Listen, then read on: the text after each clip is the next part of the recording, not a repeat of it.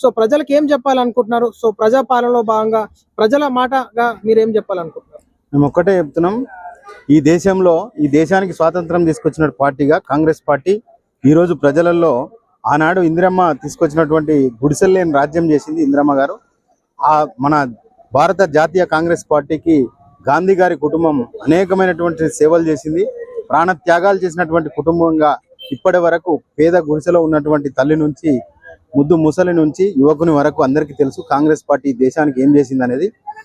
ఈ రాష్ట్రానికి తెలంగాణ రాష్ట్ర ప్రజల ఆకాంక్ష అయినటువంటి 4.5 కోట్ల తెలంగాణ ప్రజల ఆకాంక్షను కూడా నెరవేర్చి ఈ తెలంగాణ రాష్ట్రాన్ని ప్రకటించినటువంటి కాంగ్రెస్ పార్టీని ప్రజలు దగ్గరికి తీసుకొని ఇప్పుడు మొన్న రేవంత్ రెడ్డి గారి నాయకత్వంలో ఈ తెలంగాణ రాష్ట్రంలో కాంగ్రెస్ పార్టీ అధికారంలోకి వచ్చింది. అధికారంలోకి వచ్చిన ముందిచ్చినటువంటి హామీలు ఏదైతే 6 గ్యారంటీలతోటి ప్రజల ముందుకు వచ్చి 6 గ్యారంటీలు అమలు చేసుకుంటూ ఇంకా అనేక సంక్షేమ పథకాలు ఏది హామీలు ఇవ్వని పథకాలను కూడా ప్రజల ముందుకు తీసుకొచ్చి ఈరోజు మొన్న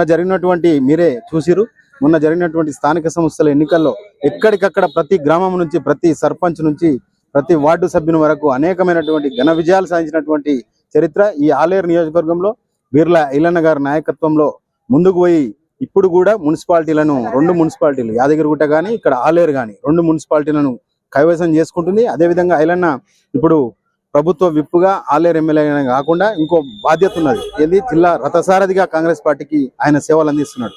ఈ మన భూదాన్ పోచంపల్లి భువనగిరి మున్సిపాలిటీలను కూడా కైవసం చేసుకునే అవకాశం ఈ రోజు జిల్లా కాంగ్రెస్ పార్టీ అధ్యక్షుడిగా ఐలన్న నాయకత్వంలో ముందుకు పోతామని చెప్పి ప్రజలు కూడా గుర్తిస్తున్నారు. కాంగ్రెస్ పార్టీ అధికారంలోకి వస్తేనే ఇక్కడ కౌన్సిలర్గా గెలిస్తేనే మనకు అభివృద్ధి జరుగుతుంది అనేది అందరికీ తెలిసిన సత్యం.